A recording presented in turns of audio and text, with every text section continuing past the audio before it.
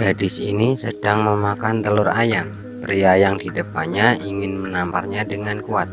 Menghadapi pria itu, gadis itu pun menangis. Tapi kamu pasti tidak tahu, gadis ini waktu kecil saat menghadapi sekelompok anjing liar tanpa rasa takut, dia menggunakan garpu dan membunuh mereka. Namanya Jayon. Dari kecil dia diubah oleh organisasi misterius. Dia memiliki otak yang jenius dan bisa mengontrol barang dengan pikiran. Jayon adalah produk uji coba yang paling berhasil. Karena dia terlalu kuat, organisasi takut dia bisa mengontrolnya dan ingin memusnahkan dia. Tapi Jayon sudah kabur terlebih dahulu. Organisasi mencari semalaman tapi tidak ketemu orangnya. Keesokan hari dia terbaring di atas sawah. Setelah 10 tahun Jayon diadopsi oleh sepasang petani. Sekarang dia sudah menjadi anak petani yang normal. Ibunya yang sakit dan semakin kehilangan ingatan, tapi dia masih tetap mengingat anak dia. Beberapa tahun ini hasil sawah sangat buruk. Mereka sudah tidak punya uang untuk mengobati ibunya, dan Jayon seperti sudah lupa hal-hal yang dialami waktu kecil. Hanya saja sering sakit kepala. Demi mendapatkan uang pengobatan ibunya, Jayon mengikuti acara di televisi. Juara kontes akan dapat 5 juta won. Karena bakatnya, dengan gampang dia masuk ke tahap final, dan keberadaannya juga diketahui oleh Dr. Baek. Dia menyuruh Wong Sik yang memiliki kekuatan khusus pergi untuk menangkap Jayon. Melihat Jayon yang sedang makan telur ayam, Wosik bertanya apa masih mengenal dirinya. Saat itu Jayon sangat bingung dan mengaku tidak mengenalnya. Wosik bilang dia hanya berpura-pura. Kemudian dia menampar dan Jayon sangat terkejut. Dia terdiam melihat Wosik. Dia ketakutan hingga keluar air mata. Wosik pun sadar anak monster yang dulu sudah hilang ingatan. Sesampai di rumah, Jayon menonton acaranya dengan keluarga. Tapi ayahnya tidak senang karena saat Jayon menunjukkan keahlian, dia membuat mic berterbang di udara. Ayahnya tahu ini bukan sulap, tapi ini adalah kekuatan Jayon sejak kecil. Dia takut anaknya ditangkap orang lain. Kepala yang sangat sakit membuat Jayon terbangun. Ketika dia keluar dari kamar, dia ditodong pistol ke arah kepalanya. Teman baiknya juga ditangkap. Seorang pria menghampiri mereka. Dia bertanya ke Jayon apa dia anak monster. Rupanya mereka adalah anggota organisasi misterius. Jayon terus menjelaskan dia bukanlah orang yang mereka cari. Tapi pria itu tidak setuju. Dia menyuruh bawahannya membunuh teman baik Jayon. Saat itu juga tiba-tiba dia berubah. Dia merebut pistol sekali tembak, 2 kali, 3 kali. Satu tembakan dia membunuh seorang lawan.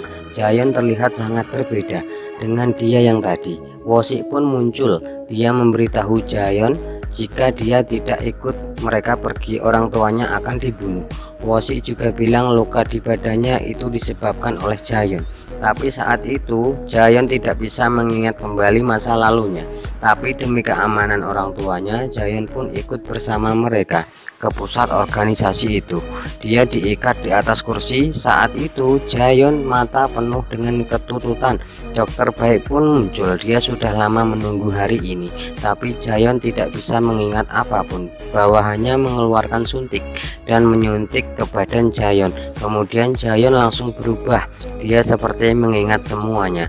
Rupanya dulu organisasi tidak mencarinya karena hasil uji coba ini harus memakai obat mereka. Setelah beberapa waktu, jika tidak memakai obat maka akan mati sendiri.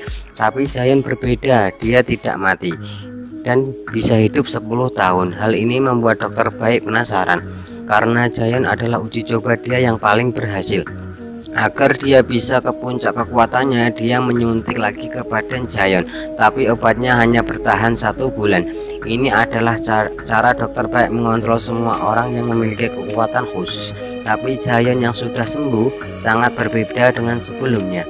Saat Dokter Baek sadar ada yang salah, semua sudah terlambat. Wanita ini dengan 1 tamparan bisa membunuh seorang pria. Demi menahan dia, Dokter Baek mengeluarkan obat bius. Tapi Jayon memiliki kekuatan khusus. Tiba-tiba muncul di belakang dia. Jayon memberitahu semua kebenaran. Sebenarnya dia tidak hilang ingatan. Seorang dokter memberitahu dia otaknya mulai berubah jika tidak transplantasi sumsum tulang. Hidupnya tinggal sebulan saja. Walaupun sudah bertahun-tahun Giant mencari mereka, tapi tidak ada informasi. Dengan terpaksa, dia menggunakan pertunjukan sulap di televisi agar organisasi misterius bisa menemukan keberadaannya.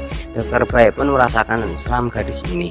Giant pun menembaknya dan mematahkan kakinya dan menanyakan resep obatnya. Saat Giant menyeret Dokter Baik untuk pergi mengambil obat, Wosi pun datang dan memukulnya hingga terbang. Wosi bilang dirinya paling kuat, tetapi dia pun diangkat oleh Giant dan ditabrakkan ke dinding. Kita tidak di level yang sama. Wosi ingin membalas, tapi langsung dilempar ke lantai. Dia pun berdiri dan memegang kaki Giant dan mulai menyerangnya. Tetapi kecepatannya tidak melebihi Giant, walaupun dia sangat kuat, tapi tidak bisa menyentuh Giant. Kemudian Giant menangkapnya dan melemparnya ke arah pintu. Mereka tidak di level yang sama. Giant pun menamparnya beberapa kali. Wosi ingin membalas, tapi ditendang hingga terbang. Pistol yang di lantai terbang ke tangan Giant. Dia menembak Dokter Baik yang ingin keluar. Saat itu juga Wosi sudah menodong pistol ke arah Giant, tapi Wosi tidak bisa menembak karena Giant mengontrol dengan kekuatannya. Kemudian dia pun ditembak oleh Giant. Giant mendapatkan obatnya dan ke rumah sakit. Melihat ibunya di sana, Giant mengeluarkan obatnya. Rupanya obat ini tidak hanya menyelamatkan dirinya, juga bisa mengobati ibunya.